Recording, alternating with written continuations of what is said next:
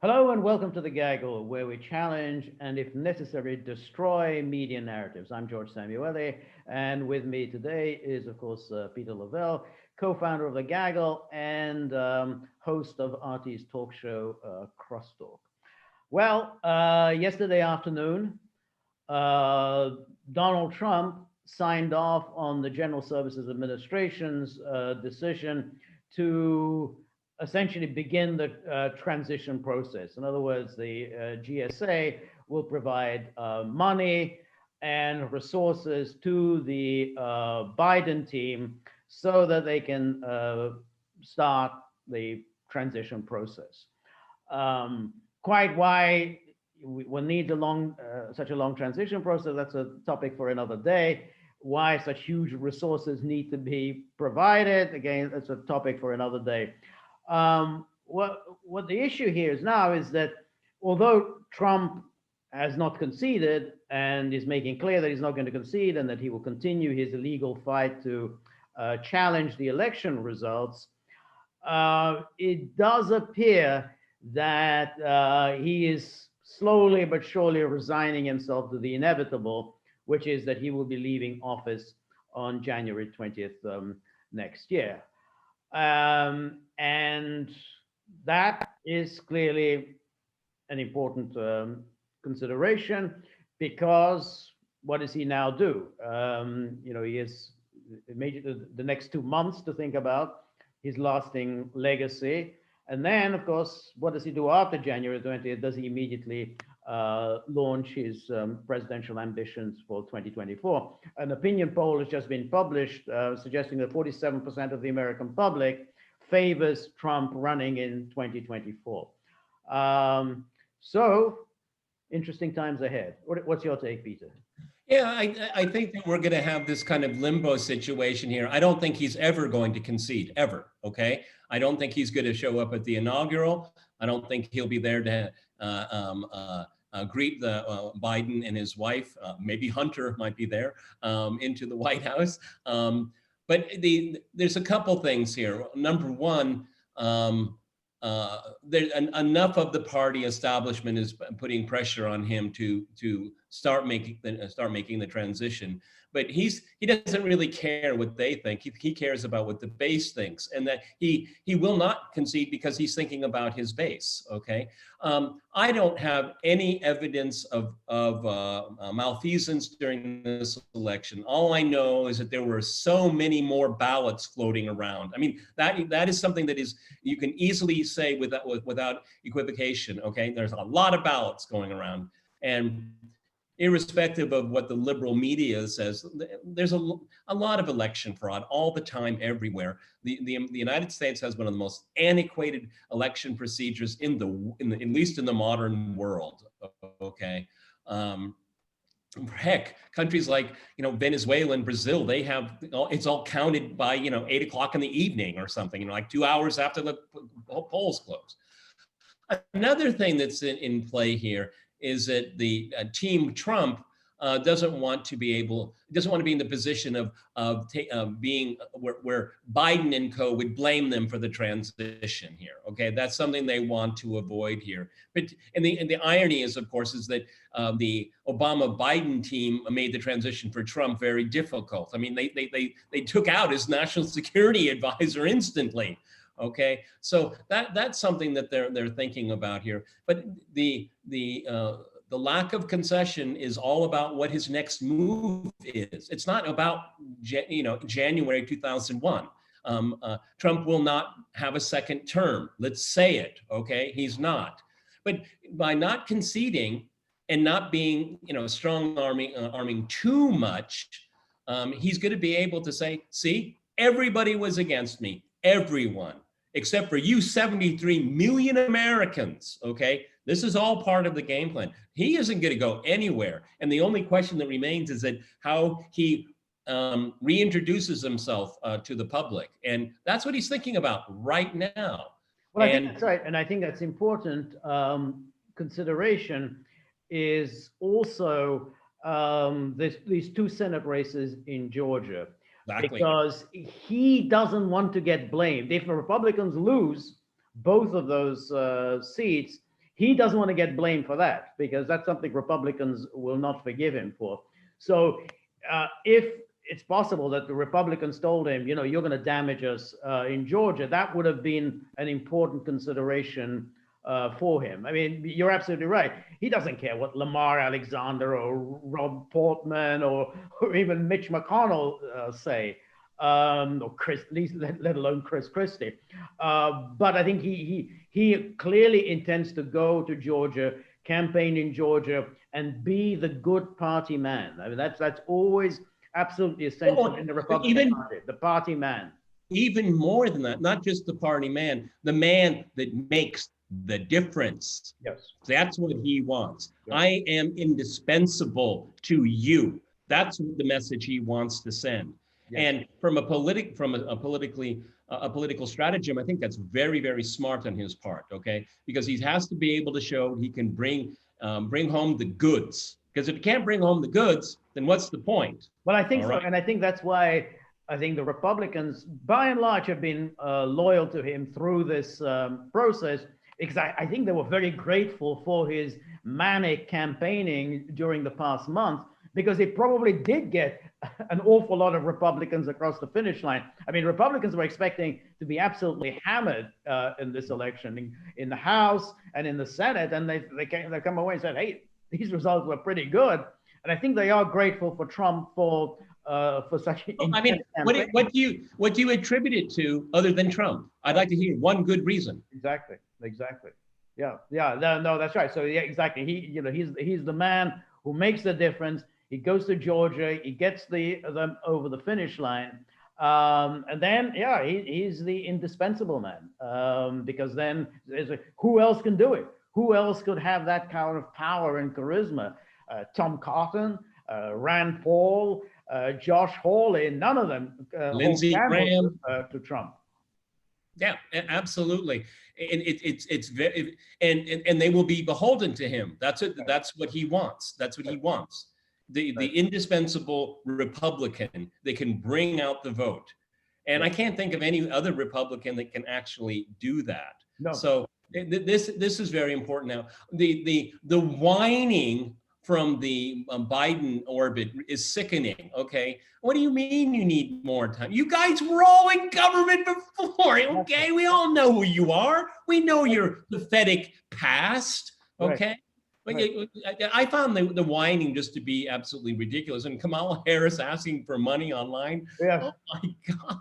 What Michael Bloomberg spent, what, $100 million or something? He sank $100 million in Florida and lost in Florida, just like he sank $1 billion in his presidential campaign. And he did nothing. He didn't win a single delegate. I think he got something like, a tentative delegate from Guam or something. Like but he got few. I mean, he got less than Tulsi Gabbard. I mean, that was an amazing thing. It's like an amazing. That's $1 billion because, of course, to him, $1 billion is just pocket change. The interest. I mean, now that we're on it here about this transition, it's really scary. The people that Biden is considering.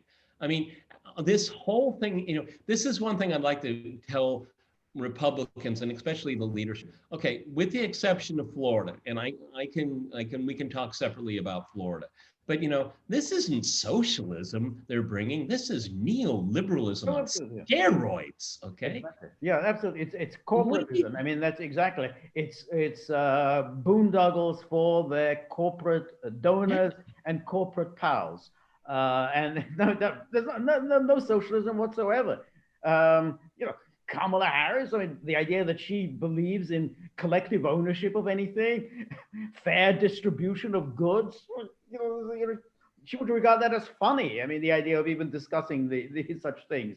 No, it's all about helping out your corporate. These are the type of people that if they found themselves, in a deep hole and they found a ladder, they would climb. They would choose among themselves who would get out first, and then they would take the ladder. Okay. And leave everyone else behind. They're not, these are not nice people. Or, as they said about Tony Blinken, he's kind. No, they're not kind. No, okay? No. That's right. And that's what's emerged so starkly during this lockdown mania.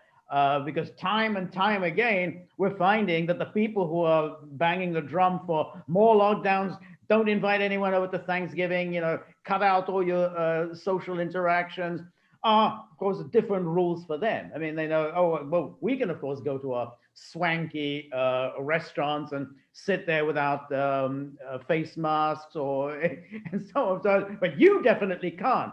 So shut up. It's very interesting. I've been watching this unfold here. And if we look at the timing, I think, what is the Georgia race is January 5th, I think, yeah, 5th or 6th. That's, Trump will hold his fire until then. But after that, and for people that aren't Americans, the Thanksgiving and Christmas, this whole time period up to New Year's, it's a very special time for a lot of people because it's very family driven. And after this traumatic year that we've been through and the traumatic policies of some of these fanatical governors, the level of exhaustion will be so immense that Trump is going to be able to turn around and say, they did this to you, not me, they did it to you. And, and they're trying to remake America that you don't want, okay? He's going to be able to play on this cultural thing very, very effectively because just because the middle class has been bleeding for decades here, these holidays actually do mean a lot to people, okay? It's a respite from the maddening world here. And the way, some of these governors are going to send the sheriff to your house. I mean, what happened?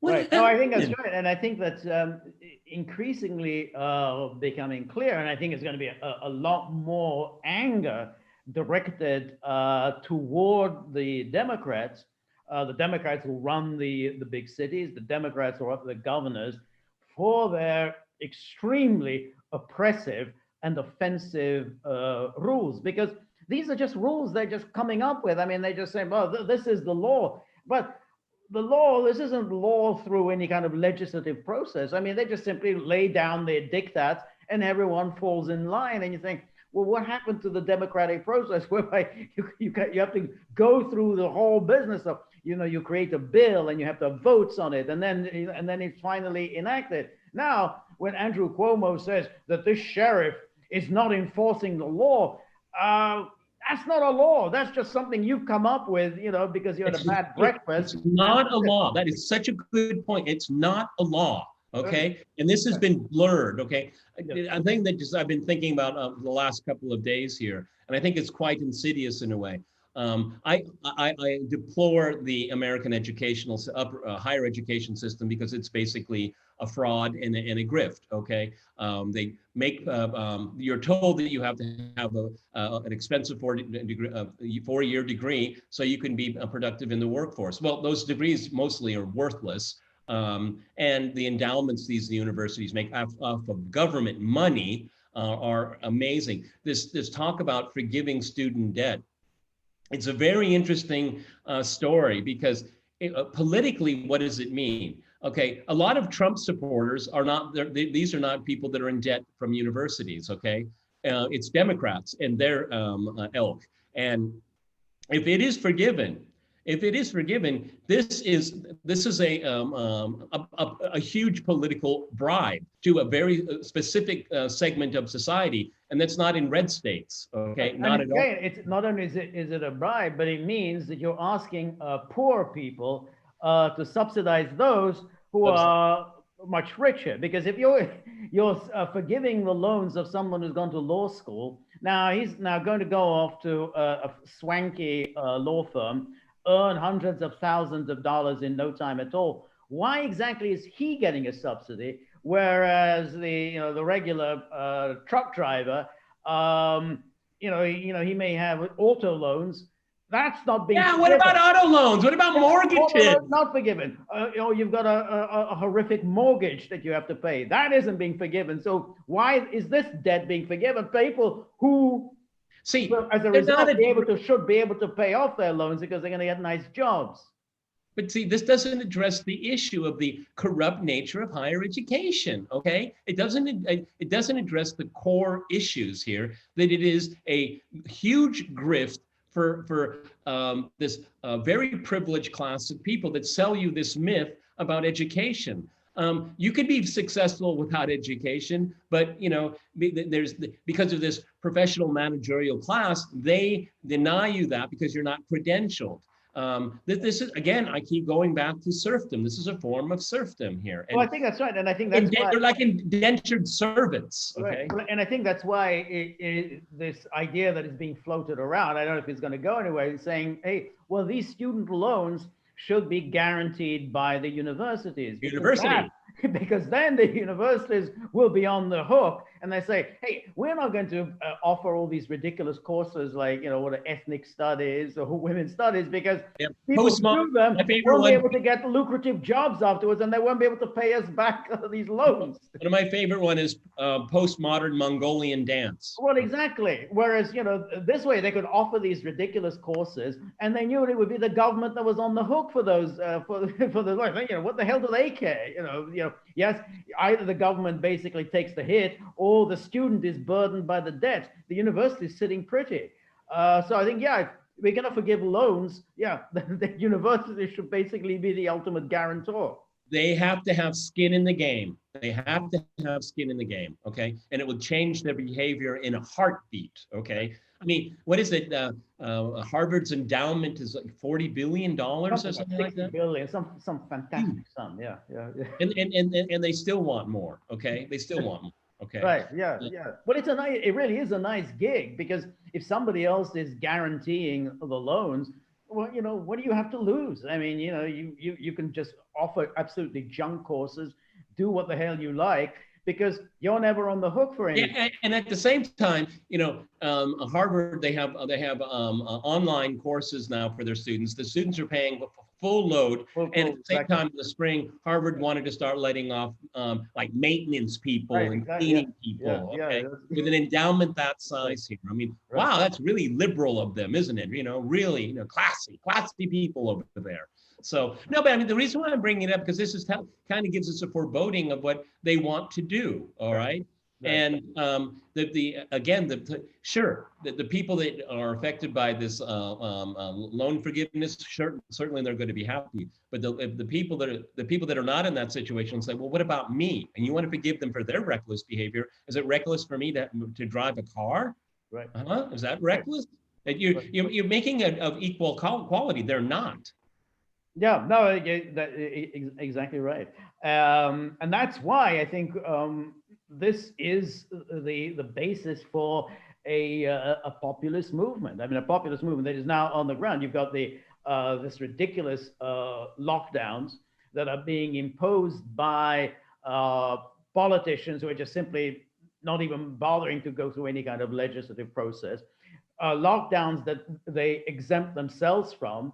And then they come along with these various policies, which will be clearly the characteristic of the Biden team, helping out their fat cat friends, and the most important of which, of course, are the internet giants who played such a key role in delivering the election for Biden. So this is the basis for a populist movement. And the exciting thing, I think exciting, is that Biden comes to power with no goodwill towards him whatsoever. I mean, this is not there's no honeymoon period here. There's no one here who's going to say, well, let's give him a shot. He deserves a chance. No, I mean, there's going to be hostility almost from the beginning. He's a dead man walking on day one. Dead man walking, because all of these budget hawks are surrounding him. He's a budget hawk. He's a liberal Republican. If you look at his record here, okay, what is it? One of his advisors said, I wish I could remember the name. When we come into office, the pantry will be bare. All right, that means it's just going to be more concierge service for their donor friends, for these huge corporations that don't pay any taxes. I mean, this ridiculous thing, I won't, my administration won't tax anyone under $400,000 a year. You know how stupidly inane that is, George? Because if you're making $400,000 a year, you got a tax lawyer. You're not going to pay taxes. I mean, this is so stupid, okay? Right. It's ridiculous what they're saying. Right. No, that's exactly right, because of course that's all that the IRS ever does. It only ever collects taxes from people who don't have the resources to contest the IRS. If you've got money, I mean, like, Trump himself, I mean, he knows he has very good lawyers, very good accountants, and he can minimize all his tax liabilities, as does every other rich person in America. You hire the best lawyers, best accountants, and you basically end up paying virtually no taxes. There's going to be buyer's remorse from day one because what did you run on again? I don't remember. No, okay. No. And see, this is you're absolutely spot on here, is that people think this populist uprising is going to cool, everything goes back to normal. No, it's not. It's going to intensify. It's going to intensify. And I don't think they really because these people, they're so smug and they think so much of themselves that it's just almost like a Marxian administrative of things. Okay, I mean, no, it's not. It's called politics. Right. And they're not equipped for it. Again, I guess we have to create a separate rubric for this. Why did Trump win in 2016? And that's what you and I are going to be talking about until Kamala Harris takes over. Right. That's right. That's exactly.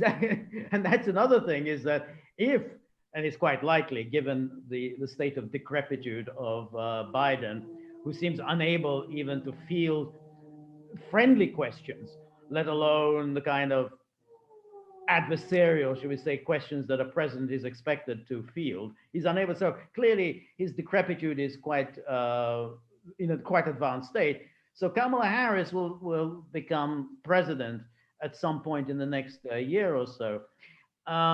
Then will be even more antagonism towards such a administration, because she's someone nobody likes, and we saw that during the primary process. And the idea of her presiding over the government, that's not going to be a pretty sight. Well, talk about not my president, okay? I mean, again, we have to stress to our viewers over and over again, Biden and Harris were selected. Yes. Trump was chosen. Right. Very, very different. And on top of it, when you look at her record, that's exactly what the establishment wants. They want someone exactly like Kamala Harris, except for it's. You and I have talked endlessly about Obama, and we don't like the guy. Okay, empty suit and all that. He did have a flair to him. Kamala Harris, with that cackling voice of hers, it just doesn't have, Trump, if you love him or hate him, he made people listen to him. Okay? Right. That's exactly right. You couldn't ignore him, okay? No. And even that thing that he did during the campaign, when at the end of his rallies, he would start doing that little jig to YMCA. Yeah. It had a kind of amazing, kind of fascinating quality to it. I mean, the guy couldn't dance for anything, but it was just funny watching him. The thing is that unlike someone like Kamala Harris, because she doesn't represent anything, she has no identity. She calls herself Black, but she's actually Asian. It's whatever they construct for her. Trump, I saw that YMCA thing. I just like, only this guy could do this. He's overweight. He couldn't carry a tune in his suitcase, and the whole crowd was cheering him. Okay, authenticity, and this is what the populist movement wants. They want authenticity. They're tired of these formulas, this affirmative action after all this half a century of this nonsense. People know it for what it is. It's just a grift, okay? It doesn't work, okay? And you know what? It's actually discriminatory against minorities, okay? Because you're not good enough. You need to step up. I've known so many people of color in my life, so smart, so successful. The whole idea of affirmative action is an insult to them, okay? And people are beginning to realize that, but that's still the core of the party, okay? You have to have the plantation. The plantation must be maintained.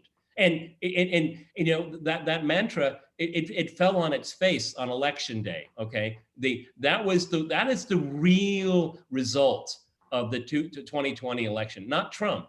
Is that how the Democrats fell on their face? Yeah, that's right. I think that's the story. I think also, but Trump did lose on lost out on his core constituencies. Like both parties lost their core constituency. The Democrats were expecting big turnouts from blacks and Hispanics. It didn't happen. Worst turnout ever for the Democrats. But Trump lost among white men. I mean, that was his core constituency in 2016, and But that is something he will definitely have to address if he's planning on 2024, because he can't afford to lose this important vote for him. But the difference is here is that the Democrats have run out of steam, quite literally, with their candidate Joe Biden. I mean, they're exhausted. Their coalition is exhausted, and there's it's intense bickering as we speak right now. Trump, he will not be inaugurated, but he's got the wind to his back, okay? Right. And the Republican Party has the wind to their back. That's very, very significant here. If the Senate, and I'm pretty sure the Senate's going to stay in the Republican hands. So the next thing we're going to talk about, George, is 2020, because old Joe not going to get anything done. I mean, he can write all these executive orders and it'll just enrage conservatives all across the country. Oh, you're going to forgive your constituents their debt. Okay. What about us? Okay. Oh, you open up that border. What about having an election about it? Can we vote on these type of things here? That's just going to boil and boil and boil. Okay. No, because the Democrats don't believe our arguments have any validity whatsoever. Okay. We're not worthy even of a presence with them. Okay. They made this. Right. No, I think that's right. And I think that those executive orders, such as the amnesties, no more deportations, even people who are serious criminals, and essentially go. You can waltz in through into the country as before. Once it starts issuing these executive orders, there was going to be real outrage at Biden, because those things are really unpopular. They were unpopular in the Obama years, and they're going to be really unpopular, particularly now the economy is in such a dire straits. You mean you're just allowing illegals to come in when so many Americans are out of work, so many American businesses have been destroyed? That's just political suicide. Yeah, and if we start seeing a buildup of the quote unquote these caravans at the border, there's going to be news outlets that's going to keep an eye on that there. Okay, the thing is that they want to resolve everything and anything other than through the democratic process. Okay, that's what they want to do, and they will rue the day for it. Nothing has ended here, George. We started out, the transition is given the green light to get started, but this is a titanic a process that we're in the middle of here, and very few people can control it. And I know, I agree, and I think that what's really happening now is that the campaign for 2024 has already begun, even before a new president has been inaugurated. I mean, it's like everything now that is emanating from Trump is about the coming campaign, because it's like this election hadn't solved anything. No, and we're going on to the next one. The thing is too is that the bunker strategy, and I give kudos to whoever came up with it. Okay, it created the outcome that they wanted, but you can't do that as a sitting president, because Joe, some advice from me: if you're not talking, somebody else will be, and you know who that person is going to be. Okay. Right. And remember, Trump was their bottom line. Okay. And so they're not going to make money off of your empty podium or Kamala Harris coming out and cackling away. I mean, you just like with his victory speech. I mean, I watched it for like 15 or 20 seconds and turned it off. There's nothing worth listening to. Well, I think they're going to figure that out. Yeah, no, I think it's exactly right, because this is going to be so utterly boring. Imagine a Biden news conference in which he calls 4 selected reporters who can be guaranteed to ask him questions along the lines of what is your favorite ice cream, and what do you find most enchanting about this being president. Um, the media are not going to like that. I mean, it's like people will be turning away in droves, and that affects their bottom line, which means that, yeah, as you say, they will be paying attention to Trump. What is Trump doing? Because Trump will probably be holding his rallies and gearing up for 2024. He'll be holding court at Trump Tower. Okay, right, holding court. Okay, yeah, so yeah. so the transition has started here. Again, let's reiterate our predictions here. The transition has begun. Trump will not concede. He will never concede. And the biggest news on Inauguration Day will not be Joe Biden, but what Trump does. Right, that's exactly right. It will be an extraordinary event, which, and I think we can safe to predict, he will not show up. He will not concede, and he will probably hold his own alternative event, which probably will be better attended than Biden's event. Anyway, I just have to wonder on the main door of the White House, will they have like the name Hunter with a circle and a red line through it? Like, you're not allowed in the White House. All right, so we will, of course, be maintaining our laser-like focus during the transition period and, of course, beyond. And remember, if you like the gaggle, please like, share, and subscribe. See you soon. Bye.